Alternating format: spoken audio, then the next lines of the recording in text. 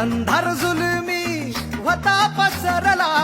समद्या गावा खेळात रे सौराजाचा सुरव्या उगवला हे तत्काळी ही रात रे वाऱ्याच्या येगानी सुनी खंडोबाच्या रूपानी आला माझा जेवर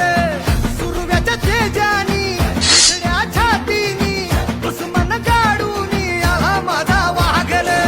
कसं मी फेडू तुझा उपकार माझ्या राजा माझ्या मनामंदी ध्यानामंदी शिवबाच नाव रे